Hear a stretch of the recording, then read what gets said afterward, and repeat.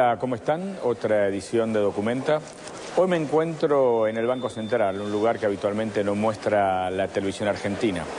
¿Por qué decidimos venir hasta aquí? Porque lo que vas a ver a continuación es un documental exclusivo que te va a contar qué pasó con la economía nacional en lo que yo te diría los últimos 50 años.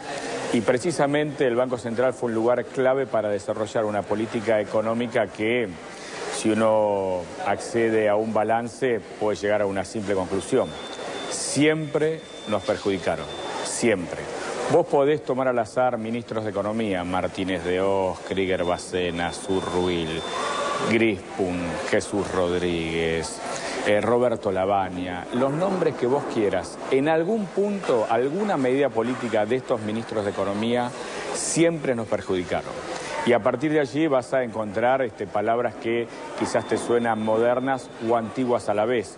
Desabastecimiento, pobreza, desocupación, marginalidad, ajuste, pago de la deuda externa, fuga de divisas, represión. También forman parte de la política económica, porque si no, vale también otro ejemplo al azar. ¿Cómo crees que Martínez de Hoz hubiera transformado la economía en una economía dependiente, con bicicleta financiera, dejando de lado la industria, si no hubiera contado a su favor, no el nuestro, sino a su favor, un plan maquiavélico de represión ilegal para que nadie proteste en las calles de la Argentina frente a semejante plan de ajuste? Entonces, lo que vas a ver a continuación es un documental exclusivo que se llama Sangre, Sudor y Lágrimas, historia de la economía argentina.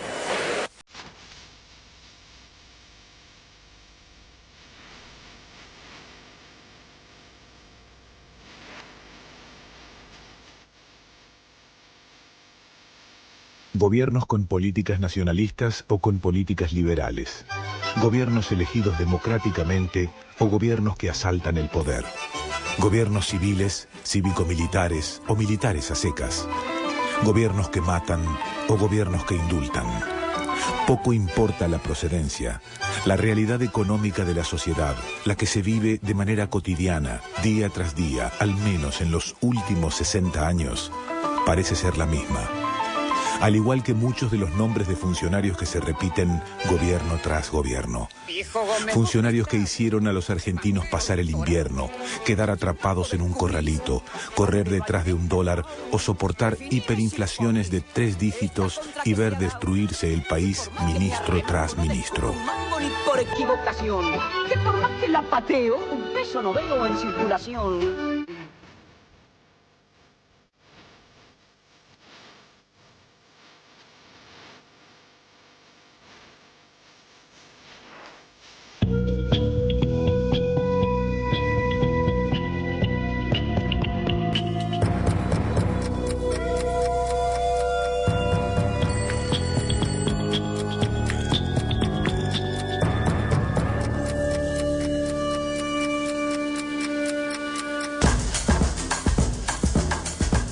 El 4 de julio de 1946, Juan Domingo Perón asumió su primera presidencia.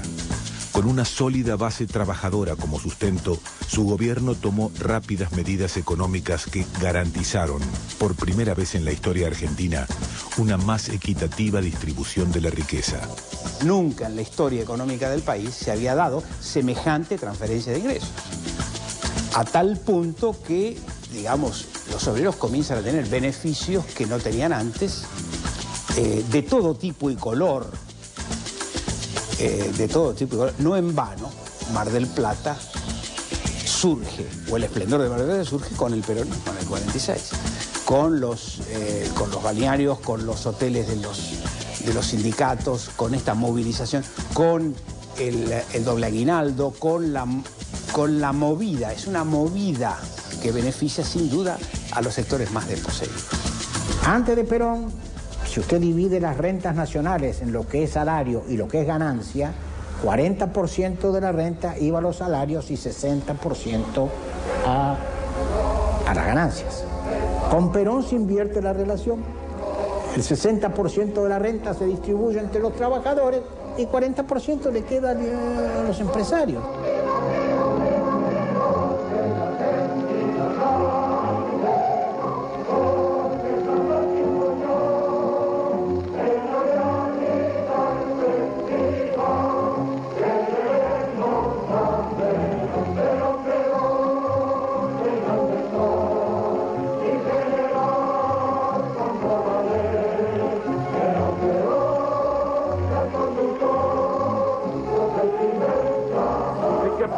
formar una comunidad con una economía de abundancia, sin deudas externas, y donde cada ciudadano argentino tenía lo suficiente para vivir con dignidad y con felicidad, porque solo un pueblo en la dignidad y en la felicidad puede ser propenso para labrar la grandeza de los países. Pero el lema, el capital al servicio de la economía y la economía en pos del bienestar de la sociedad, comenzó a tambalear a partir de 1950, con la recuperación europea y el crecimiento de los Estados Unidos como primera potencia mundial. Perón, de todos modos, logró ser reelecto en 1952. El segundo gobierno de Perón empezó a tener problemas que llevaron a pequeños cimbronazos en la economía. Después empezó todo un periodo de turbulencias, que hubo periodos de crecimiento, periodos de caída. Lo que los economistas dicen, freno y avance de la economía, y yo creo que a partir del segundo gobierno de Perón empezó esos ciclos recurrentes de crisis y auge de la economía. Antonio Cafiero, quien con tan solo 29 años fue nombrado ministro de Comercio Exterior, recuerda uno de los paliativos que inventó su equipo para salir de una crisis que se vislumbraba como terminal. Entonces se le ocurre a los técnicos decir, si la harina de trigo se mezcla con harina de mijo era un cereal que teníamos en abundancia, no había sido perjudicado por la sequía. El pan que vamos a producir es un poquito más negro que el pan blanco de todos los tiempos, pero nos ahorramos la importación de trigo. Digo, ¿y le gustará al general esto? Decía yo. Aún me tira un libro en la cabeza. Yo lo voy a ver una mañana, a las 6 de la mañana, como hacíamos nosotros. Hago moler pan con mijo, hago unos pancitos, los meto en una bolsa. A las 6 de la mañana, lo voy a la casa de gobierno. El edecán de guardia dice, ¿qué lleva ahí? Dice, ah, señor, llevo unos pancitos para mostrárselo al general. No vaya que hay que traer una bomba. Me siento en el despacho. Digo, bueno, vea, mi general, tenemos que encontrar una solución a este problema. Yo creo que tenemos que ahorrarnos esos dólares que tenemos que gastar en la importación. Si aceptamos comer un pan ligeramente más negro que el pan habitual, ahorramos ese importe. A ver, me dice. Entonces le hablo el paquete, agarra, mijo, lo muerde. Ah, bueno, dice. Debe hacer bien para los intestinos, me dice. Los argentinos vivieron, unos con horror, otros con alegría, la caída del gobierno democrático, las medidas económicas incluidas. Los generales Eduardo Lonardi primero y Pedro Eugenio Aramburu después buscaron desarticular la organización obrera peronista. Cuando creyeron lograrlo, llamaron a elecciones. Con Perón proscripto, el radical intransigente Arturo Frondizi asumió en mayo de 1958 y lanzó la Ley de Inversiones Extranjeras. Álvaro Alzogaray se convirtió en ministro de Economía y propuso pasar el invierno. Hay que pasar el invierno. Lamentablemente nuestro punto de partida es muy bajo. Muchos desatinos y de errores nos han conducido a una situación realmente crítica y estos errores provienen de mucho tiempo atrás. Es muy difícil que este mes puedan pagarse a tiempo los sueldos de la administración pública. Se están juntando los últimos pesos que entran para tratar de hacerlo, pero no hay ninguna garantía de que lo podamos hacer. Pasar el invierno, el episodio del 59, viene después de una explosión inflacionaria y lo que en ese momento hubo fue la necesidad de controlar el desborde inflacionario. En realidad, el programa no lo hace Alzogaray, lo hace Emilio Donato del Carril, que era el ministro de Hacienda de ese entonces. Lo que hizo Alzogaray fue continuar el programa que era básicamente, había un descalabro fiscal en la política de ingresos y en esas condiciones buscaron ponerlo bajo control. La inflación bajó de 7 y pico % a 10%. Luego de las presiones militares para que renuncie, Frondizi fue arrestado y enviado a la isla Martín García en marzo de 1962. Tras la breve presidencia de José María Guido, asumió Arturo Illia el 12 de octubre de 1963. El radical anuló los contratos petroleros de Frondizi y trató de concentrarse en una política de industrialización nacional. El pueblo que trabaja y se esfuerza por un mañana mejor quiere que la revolución argentina siga adelante. Illia fue destituido por un nuevo golpe de Estado el 28 de junio de 1966. Se consolidó así lo que toda la sociedad ya sabía, la intervención de un verdadero partido militar. Con el poder al mando del general Juan Carlos Onganía, se le confió el rumbo económico a tecnócratas pertenecientes a los grandes grupos empresarios.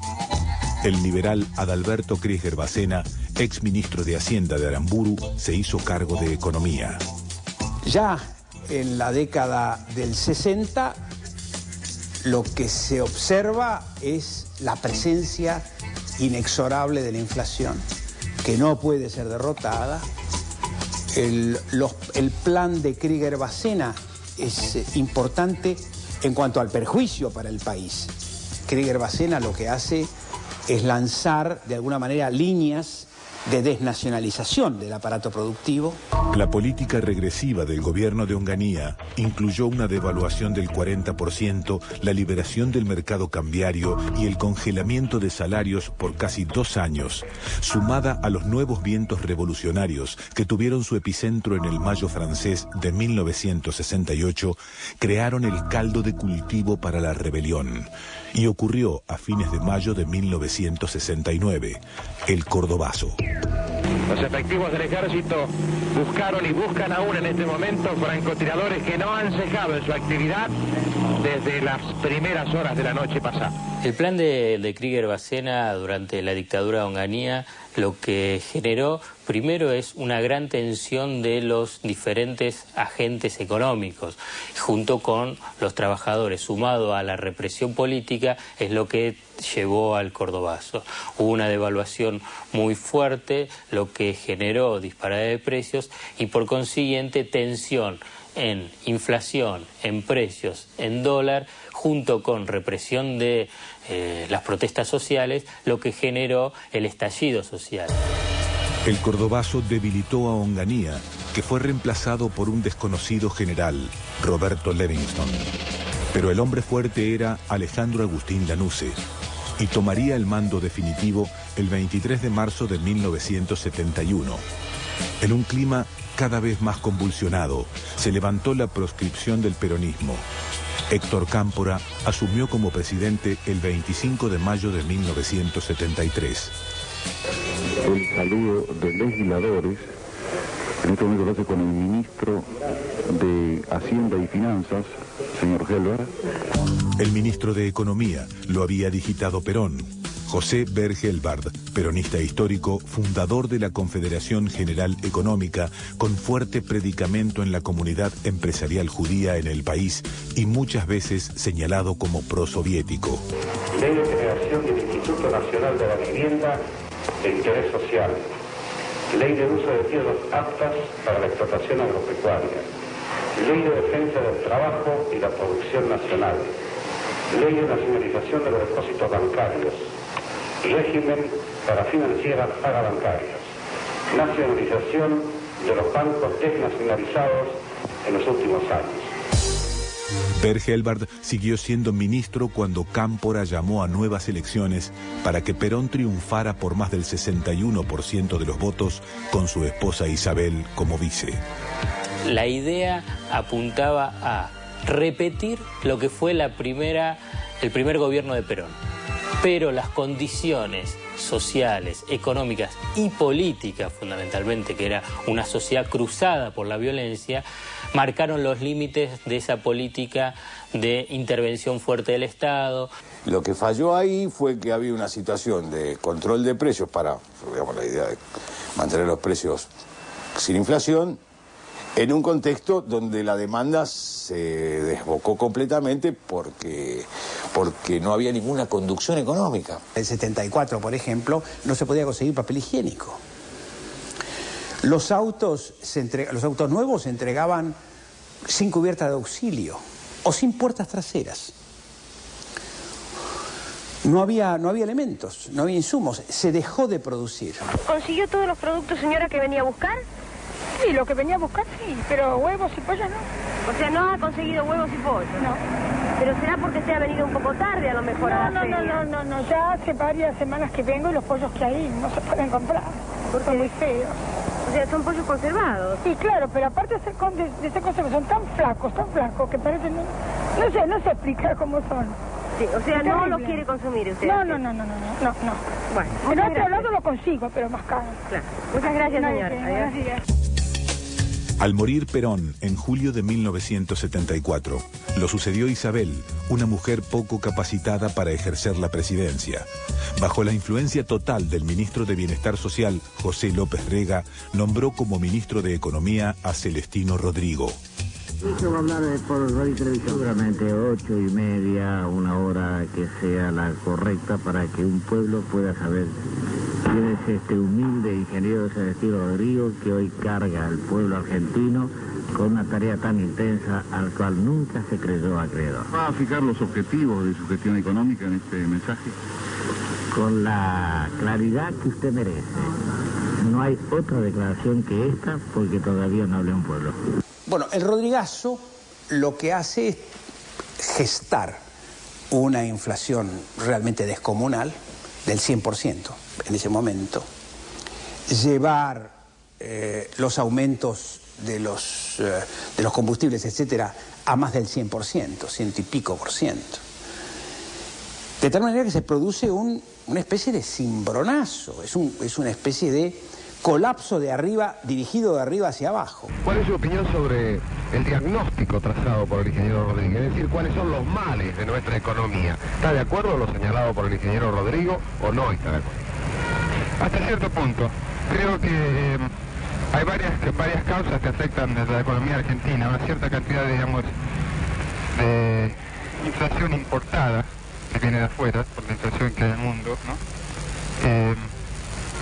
Que rebajen los precios y que el gobierno rebaje los impuestos. Para la inflación, nada más. En el primer semestre del 75, el dólar paralelo valía 5 veces el dólar oficial. En ese contexto, los exportadores tratan de no exportar un dólar por el mercado oficial para tratar de conseguirse dólares en el paralelo. Y los importadores van a tratar de importar lo más posible para conseguirse el subsidio que se obtiene si uno obtiene un dólar oficial. Entonces, entra en crisis de balanza de pago, se acaban los dólares y todo. Y ahí vino el Rodrigazo, como un intento de ajustar. Los costos de los créditos se fueron por las nubes. La vida cotidiana se fue por las nubes, produjo, pero fíjese, el efecto revolucionario que produjo Rodrigazo, que los dirigentes sindicales presionan a Isabel Perón, una presidente débil, cabe señalar, y lo echan del poder a López Rega, que era el mentor de Rodrigazo, que era el mentor de todo este reacomodamiento económico. Esto terminó mal, terminó con esta corrida de junio del 75, que fue algo verdaderamente espectacular, porque en cualquier país que los precios crecieran 70, 80, 100% en un mes, es como se diría en términos, digamos, timberos, es barajar y dar de nuevo. Y ahí vino el golpe, después en el 76. El 24 de marzo de 1976, con la asunción del dictador Jorge Rafael Videla, se puso en marcha el llamado Proceso de Reorganización Nacional. El mandamás en la economía de la dictadura fue José Alfredo Martínez de Oz. Se abre, señores, un nuevo capítulo en la historia económica argentina. Hemos dado vuelta una hoja del intervencionismo estatizante y agobiante de la actividad económica para dar paso a la liberación de las fuerzas productivas. Martínez de Oz viene con el concepto de que achicar el Estado es agrandar la nación. Por lo tanto, hay que comprimir los gastos del Estado. Primer gran lema de Martínez de Oz. El segundo gran lema de Martínez de Oz: la industria nacional es obsoleta y no sirve. Antes la competencia era insuficiente. Teníamos productos buenos, pero muchas veces el consumidor debía conformarse con lo que había sin poder comparar. ahora tiene para elegir, además de los productos nacionales, los importados. Todo lo nacional era absurdo, no tenía ningún sentido. Con lo cual se produce la quiebra de numerosos establecimientos industriales. Y comienza sin duda ahí el gran proceso de desocupación. Los obreros industriales calificados, esos que en la década del 60 eran muy bien remunerados, dejan su trabajo porque los establecimientos cierran o los indemnizan y buscan otras alternativas, se vuelven remiseros, kiosqueros. Sí, la industria nacional como tal deja de tener presencia en la vida económica argentina. Martínez de Hoz propició el sueño liberal: racionalizar la administración pública, desregular la actividad bancaria y suprimir el control de precios. Por lo tanto, era un negocio fantástico. Traer dinero de afuera, convertirlo en pesos en la Argentina a tasas de interés muy altas, transcurrido un tiempo, retirar ese valor incrementado, convertirlo nuevamente en dólares y llevárselo. ¡Levanten el techo! ¡Suban el techo! ¿Levantar el techo? Veamos. ¡El techo, por favor!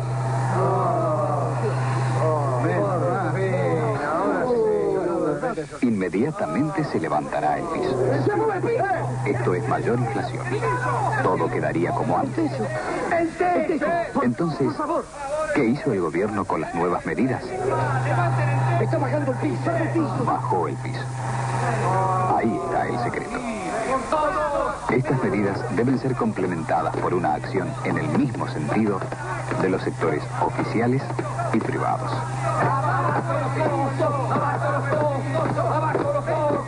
A pesar del saldo que había dejado el peronismo, con un 600% de inflación y un resultado negativo en la balanza comercial de 900 millones de dólares, la política económica de la dictadura no buscaba específicamente ayudar al pueblo. El plan de Martínez de Hoz estaba encuadrado dentro de una dictadura militar, la dictadura militar más sangrienta que vivió la República Argentina. Entonces había un canal que era la del disciplinamiento de los trabajadores a través del terror, sumado a el disciplinamiento de los trabajadores a partir de la caída del salario. Esa conjunción de factores hizo la lógica de el plan de Martínez de Hoz. El plan de Martínez de Hoz no fue solamente la apertura de la economía, la liberalización financiera, sino también el disciplinamiento de la clase trabajadora. En ese contexto nació la circular que permitía aumentar a gusto de los grandes bancos los créditos hipotecarios. La célebre 1050, que dejaría sin hogar a decenas de miles de argentinos. En aquel momento se produce una crisis que afecta a mucha gente, la famosa 1050, que era que la indexación de los créditos hipotecarios que eran ajustados en su capital por la variación que tenía la tasa de interés, que por otro lado era positiva sobre la inflación, lo que generaba un aumento de las deudas enorme en relación a la capacidad de pago de la gente, porque los salarios quedaban retrasados. La cultura del ahorro fue rápidamente suplantada por la de la especulación. La avalancha de productos importados, desde escarbadientes de Angola hasta televisores de Taiwán, inundó los comercios. Mientras el grueso de la sociedad se hambreaba cada día más, un sector de clase media que jugaba con las altísimas tasas de interés otorgadas por los bancos, creyó en la panacea de viajar al exterior y comprar todo de a dos. Llegó la época de la famosa plata dulce. Era mucho más fácil comprar afuera, viajar a Miami, ahí aparece el famoso DM2, los aviones llenos. ¿Con qué? Con los dólares que nos prestaban, que no podíamos pagar. La industria, el campo, las multinacionales o las grandes empresas nacionales, toda su lógica estaba condicionada a la bicicleta financiera. O sea que el gran negocio era especular, no producir. El descalabro no terminaría con el alejamiento de Martínez de Hoz al frente de Economía. Su sucesor, Lorenzo Sigó, inmortalizaría una de las más nefastas frases de la economía argentina. Sigó fue víctima de una expresión que es verdadera, yo lo defiendo siempre. Cuando dijo el que se pasa al dólar pierde, Él no podía, como ministro de Economía, decir otra cosa, de ninguna manera. El que apuesta al dólar pierde es un recurso dialéctico de un ministro que intenta parar lo que la gente visualizaba, que para resguardar sus activos había que ir al dólar porque la tablita reflejaba un valor artificial y que en algún momento eso tenía que entrar en crisis. Poco después de la locura bélica de las Islas Malvinas, los militares comenzaron a preparar su retirada. El país estaba en bancarrota. Los partidos políticos que se disputaban la presidencia tenían el enorme desafío de una sociedad pauperizada y una deuda externa que se había multiplicado casi por 10 en los 7 años de dictadura. Estamos terminando el primer bloque de este documental exclusivo Sangre, Sudor y Lágrimas, Historia de la Economía Argentina. Y hasta acá lo que viste fue que en definitiva no había diferencias muy importantes respecto a si son regímenes militares o experiencias democráticas. Finalmente los ministros de Economía llegaban, hacían su plan de ajuste y todos nos perjudicábamos. Eso es lo que uno puede encontrar en este primer bloque del documental. Luego de la tanda viene el segundo bloque y lamentablemente quizás conspira contra mis propios intereses, vos vas a oír despavoridos, pero en el segundo bloque te vas a encontrar con más de lo mismo. Esto es, llegamos hasta Martínez de Hoz y hacia atrás te encontrás con Onganía, Krieger Bacena y otros ministros más. Hacia adelante, luego de la tanda, cuando vamos a poner al aire el segundo bloque, te vas a encontrar con Machinea, Cavallo, Surruil, es decir, otros ministros de Economía que van a aplicar supuestos planes económicos maravillosos para todos nosotros, pero que en definitiva nos perjudicaron. Para ponerlo en términos más coloquiales, el mismo perro con distinto collar. Vamos a la tanda y volvemos entonces para ver el segundo bloque del documental exclusivo Sangre, Sudor y Lágrimas, Historia de la Economía Argentina. Segundo bloque de Documenta, hoy estamos en el Banco Central. Detrás mío hay una serie de cuadros que rinden, comillas, homenaje a los presidentes del Banco Central en sus distintas épocas. Te encontrás con que aparece un retrato de Domingo Cavallo, un retrato de Adolfo Diz, que fue presidente del Banco Central en la peor época de la dictadura, y un retrato de Mondelli, que también fue presidente del Banco Central en épocas de Isabelita Perón. Está el retrato de Antonio Herman González, es decir, todos los presidentes del Banco Central, cada uno en su época, y al verlos colgados a uno le dispara la misma reflexión de cuando ve ciertos bustos en el Salón de los Bustos de la Casa de Gobierno. ¿Por qué está colgado el retrato de Cavallo? ¿Homenaje a quién? ¿Por qué está colgado el retrato de Pedro Pou, quien fue durante mucho tiempo presidente del Banco Central? ¿Homenaje a quién? A la especulación, a la quiebra de los bancos. La verdad que no se entiende bien y en rigor no se entiende bien cuál es el sentido que instituciones como el Banco Central tengan colgados semejantes cuadros, ¿no? En definitiva, al margen de esta consideración, lo que vas a ver a continuación es la economía durante los gobiernos democráticos. La economía durante el gobierno de Alfonsín, el gobierno de Menem, de Duhalde, de la Rúa. Y una pregunta básica, ¿por qué presidentes democráticos que anunciaron mensajes o políticas orientadas a beneficiarnos a todos nosotros terminan aplicando planes de ajustes que dejan como saldo el incremento a la enésima potencia de la deuda externa o niveles de desocupación como en el gobierno de Menem cercanos al 19%? Eso entonces es lo que vas a ver a continuación en el segundo bloque de este documental exclusivo Sangre, Sudor y Lágrimas, Historia de la Economía Argentina.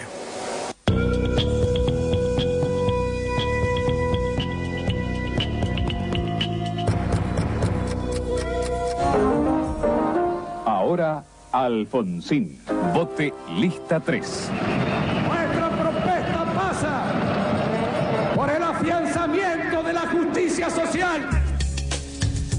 Con el triunfo del radical Raúl Alfonsín, la democracia volvió al país el 10 de diciembre de 1983.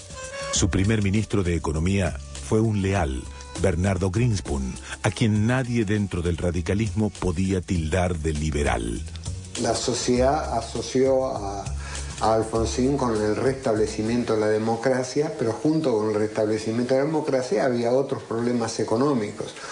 Había más consenso en la sociedad con respecto a cómo terminar con la dictadura y cómo aprender a vivir en democracia, que con respecto a cómo debían tratarse los temas económicos. Cuando asume Alfonsín, el gran dilema no solamente es un Estado deteriorado en sus cuentas públicas, sino además un Estado que debe enfrentar cumplimientos de deuda externa, que pasan de 4.000 millones de dólares en el 76 a 37, 38 mil millones de dólares, que hay que financiar, que hay que pagar. Greenspan, en la medida de lo posible, intenta frenar esta cosa, pero la inflación se desborda. Con Greenspan la inflación llega al 400% anual. En ese marco quedó demostrado el fracaso de la expansión distributiva que había anunciado Greenspan. Presionado por los grandes grupos empresarios, Alfonsín llamó a una concentración popular para anunciar el comienzo de lo que él denominó economía de guerra. Los convoqué a los argentinos para una economía de guerra contra nuestras propias limitaciones y nuestras propias imposibilidades. Greenspan se tiene que retirar y lo reemplaza Juan Vital Zurruy, que aplica de alguna u otra manera un modelito que luego va a ser la misma matriz de la convertibilidad, que es el Plan Austral. Ahora los argentinos vamos a terminar con la inflación, con medidas transformadoras. Cambia la moneda. Ahora rige el Austral. Nosotros lanzamos el Plan Austral como justo, igual que ahora, con un dólar alto y retenciones a las exportaciones, como fuente de recursos impositivos. Lo que pasó que a partir del Plan Austral los precios internacionales cayeron un 35% y tuve que eliminar todas las retenciones. Muere el peso, nace el Austral. Un dinero fuerte y sano que no arrastra consigo la carga de la inflación. Como política de estabilización fue exitosa, digamos, conseguimos hacer lo que queríamos. Mantuvimos el tipo de cambio fijo 8 meses, después salimos de eso, se empezaron las mini devaluaciones porque no había quedado una inflación. Pero la economía seguía indexada mensualmente y básicamente la inflación se empezó a acelerar porque no había dólares, o sea, en el fondo por el contexto internacional. Nosotros en aquel momento no hicimos algo que se hizo ahora, que es suspender los pagos de la deuda. Pero una vez más en la historia argentina, los planteos militares y el acoso de los bancos debilitaron a un presidente que no sabía o no podía contener a la violenta hiperinflación que llegó para arrasarlo todo.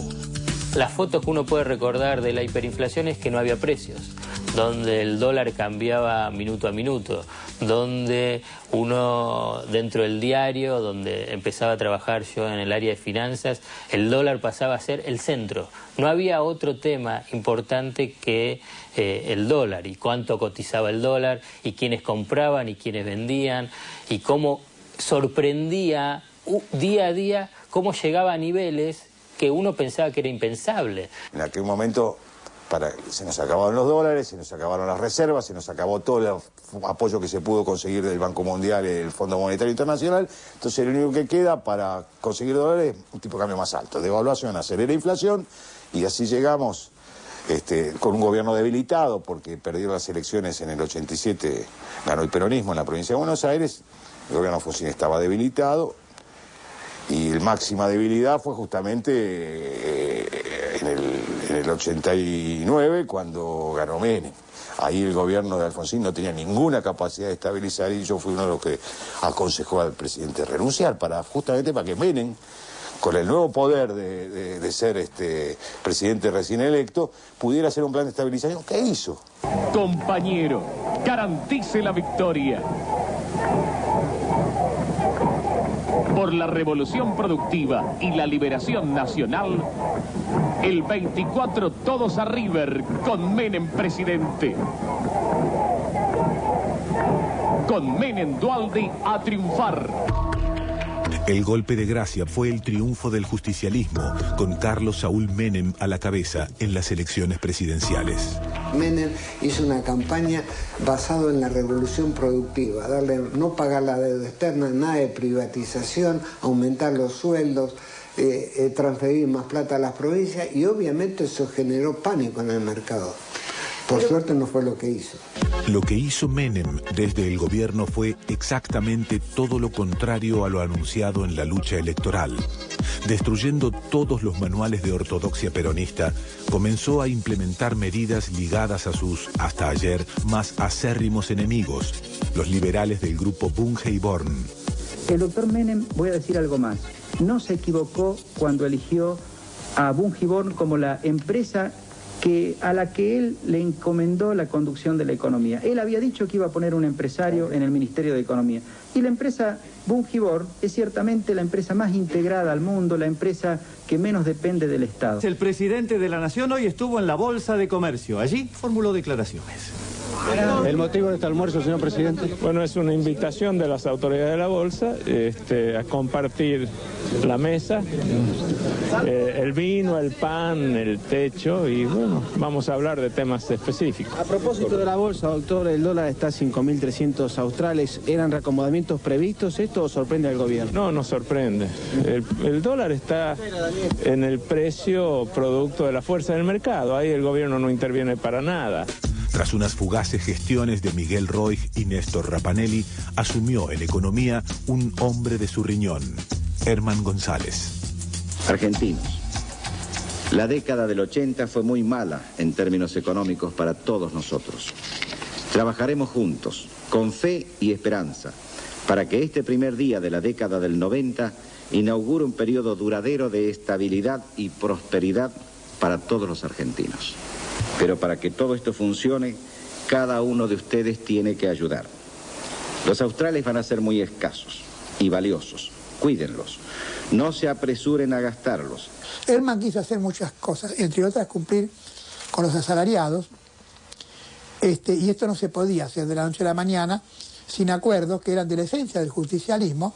Lo que ha hecho el ministro Herman González es evitar que los ahorristas e inversores lleguen a un suicidio colectivo, como él lo explicó. Lo que se estaba produciendo la semana pasada es el mismo fenómeno de la Puerta 12, creo que se llamó allá en el estadio de River. Todo el mundo tratando de salir de los australes y abalanzándose sobre los dólares. Iban a hacer llegar el dólar a cualquier nivel. Luego del fracaso de González, que generó un canje compulsivo de los depósitos a plazo fijo y en cajas de ahorro, entró en escena Domingo Cavallo. Su plan de convertibilidad, quitando 4 ceros al austral, transformándolo en peso e igualándolo al dólar, modificaría brutalmente todo el territorio económico del país. Lo que sí sirvió para parar la inflación fue el plan de convertibilidad, que era otro invento de laboratorio. En la Argentina, solamente en la Argentina, $1 es igual a $1. Eso sí, si usted iba a Nueva York y quería llevar $1 porque le dieron el dólar, no. Argentina vivió una cierta fantasía y el presidente Menem vivió una cierta fantasía. ¿Qué es la fantasía que puede vivir una familia que tiene problemas en su casa con el gasto con los hijos y el estudio de los hijos y demás, y consigue un crédito? ¿No es así? El 1 a 1 era una fantasía. Llegamos a tener la hamburguesa más cara del mundo, exagerando un poco.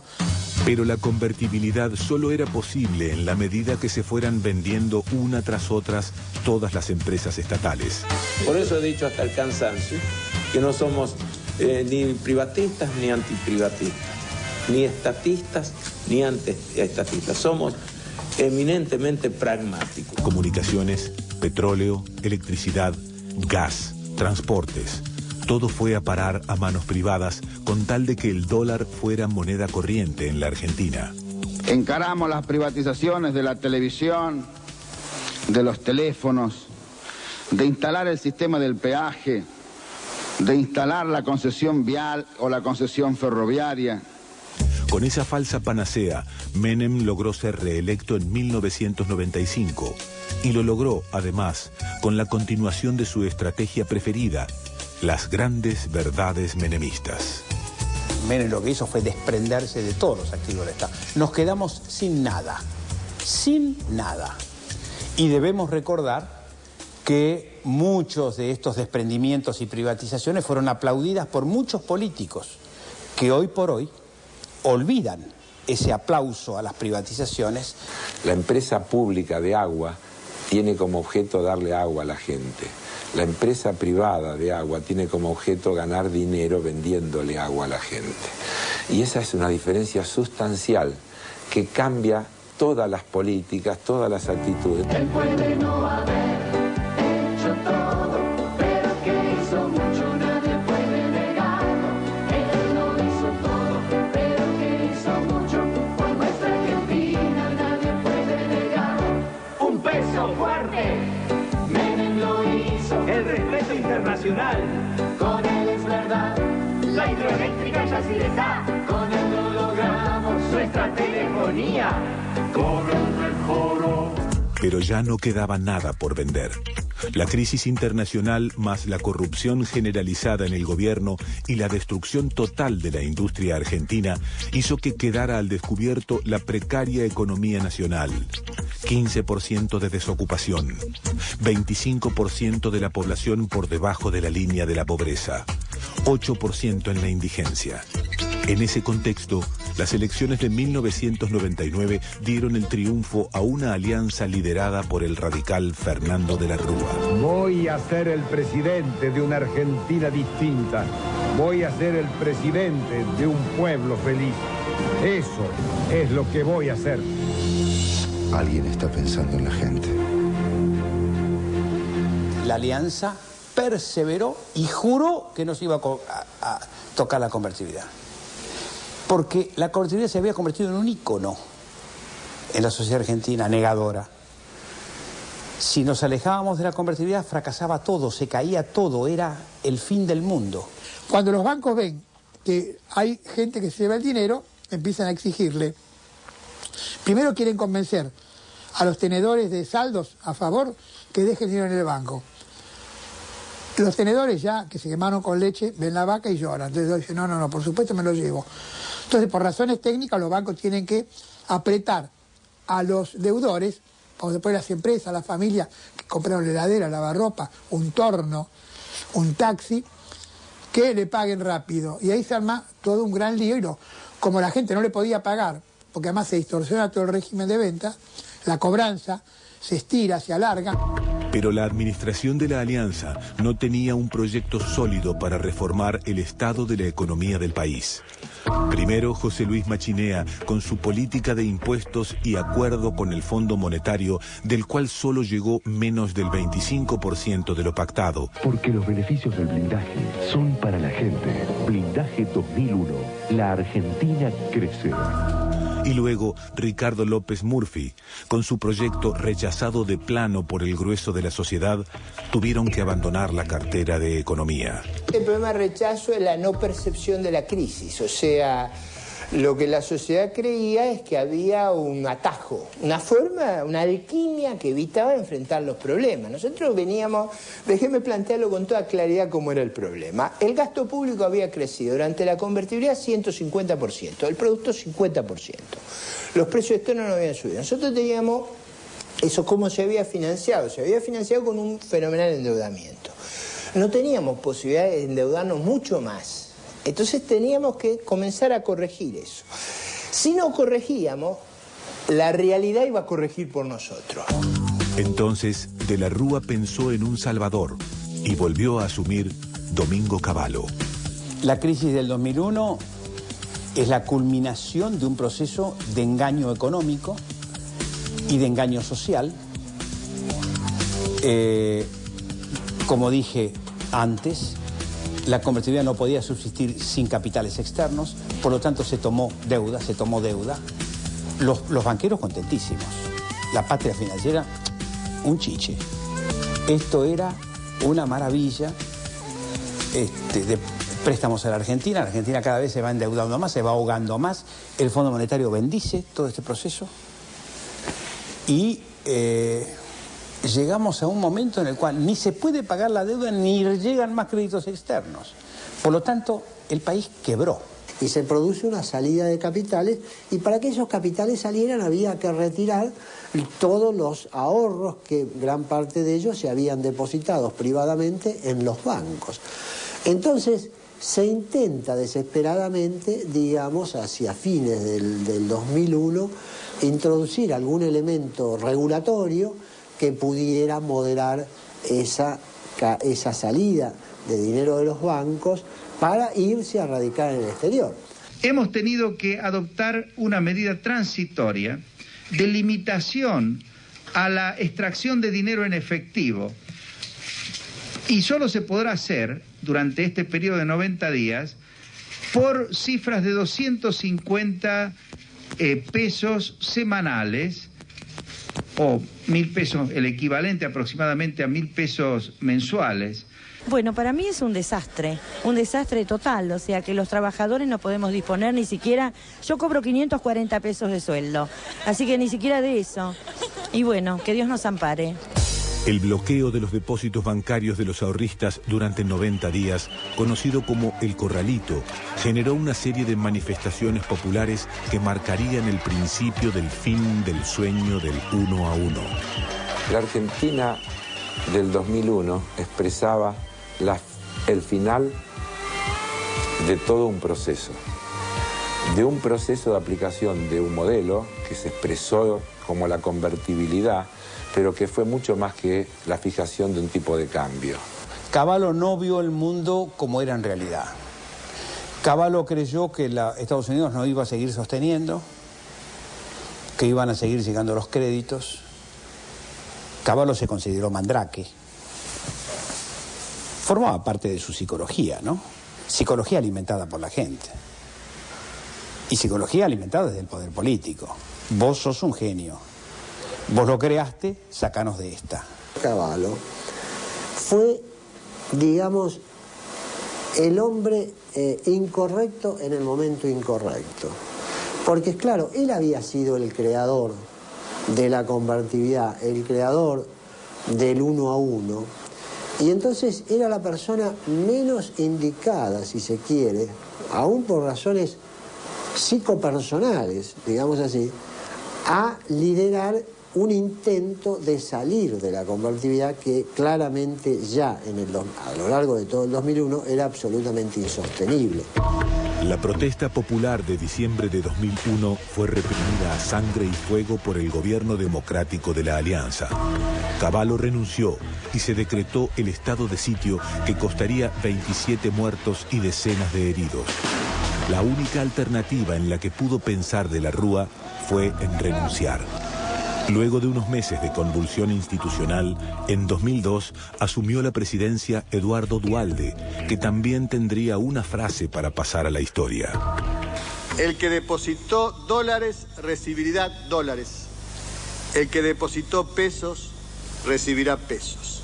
Cuando se devaluó, el 70% de los créditos era a gente que tenía ingresos en pesos. Ya la situación de los deudores era de que no estaban con capacidad por la crisis, por la recesión, por la falta de ventas y de ingresos, no estaban ya en condiciones de servir nuevamente sus deudas. Si sobre eso se hubiera agregado que la deuda se multiplicó por 3 o casi por 4, porque el dólar llegó casi a 4, imagínese que eso quebraba todo el sistema bancario, quebraba todo el sistema financiero de la Argentina, nadie hubiera podido pagar. Y los bancos no hubieran podido devolver ningún depósito porque simplemente no le hubieran devuelto los créditos. La pacificación fue un instrumento desesperado del gobierno de Duhalde para serenar la crisis social. Porque la gente salió a protestar por el Corralito, a protestar por sus ahorros retenidos salvajemente por el Estado. Y la pacificación fue como una especie de consuelo para la gente, atemperar la situación. Duhalde entregó el mando en 2003 al electo Néstor Kirchner, pero también le pasó al ministro Roberto Labaña, quien continuó en el cargo hasta que estalló el precario equilibrio político con el presidente. La sucesora al frente de Economía hasta hoy es Felisa Micheli. En poco menos de 6 décadas de historia argentina, pasaron más de 100 funcionarios encargados de las políticas económicas del país. La sociedad, mientras tanto, se debatió entre la hiperinflación y las tablitas mágicas para el tipo de cambio, entre el DM2 y el hambre, entre la dolarización y la pesificación. Poco importa el nombre del ministro de turno, con todos fue lo mismo: sangre, sudor y lágrimas. Los billetes, ¿dónde están? Estamos terminando esta nueva edición de Documenta y como siempre hacemos al final, yo presento algunas conclusiones. La primera, más que una conclusión, es una suerte de confesión respecto a un debate que tuvimos en la producción del programa.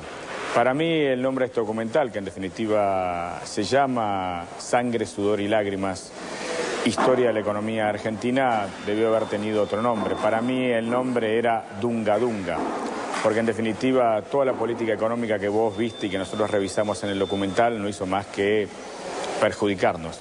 Pero como el programa tiene un estilo diferente al de colocar un título coloquial como el de Dunga Dunga, los colegas de la producción me convencieron y aprovechamos una frase básica de un discurso de Nicolás Avellaneda, un presidente que en el siglo XIX planteó que teníamos que pagar la deuda externa con sangre, sudor y lágrima, en perjuicio de aquellos argentinos que vivían en este país para esa época, el siglo XIX. Esa me parece que es, en definitiva, una conclusión, confesión. En segundo lugar, hay un punto que yo lo plantearía como un interrogante, más que como una conclusión, que tiene que ver con lo siguiente. Vos pensás que Alzogaray nos dijo hay que pasar el invierno. Eduardo Duhalde, por ejemplo, nos prometió que si habías depositado dólares te iban a devolver dólares y si habías depositado pesos te iban a devolver pesos. Machinea, no bien llegó al Ministerio de Economía, cepilló un 13% los saberes jubilatorios, en fin. Siempre hubo anuncios pesados, cargados sobre nuestras espaldas, que puestos en marcha nos iban a asegurar una vida mejor y sin embargo no sucedió. Entonces la pregunta básica es, ¿por qué seguimos confiando? ¿Por qué no buscamos algún tipo de mecanismo que nos permita descubrir a aquellos que en discursos públicos, sin ningún tipo de maquillaje, nos mienten, apuntando a políticas económicas que siempre benefician a determinados sectores políticos y no a nosotros que vivimos nuestro salario y tenemos las cuentas muy apretadas para pagar al fin de cada mes? En definitiva, esa es una conclusión interrogante que hoy yo no le tengo respuesta. Y por último, lo que es ya casi una paradoja y que quizás vos me podés ayudar a responderla, es ¿por qué aquellos que nos mintieron públicamente luego siguen teniendo actividad pública o privada importante? Por ejemplo, Cavallo nos perjudicó como ministro de Economía de Menem y después fue ministro de Economía de la Rúa.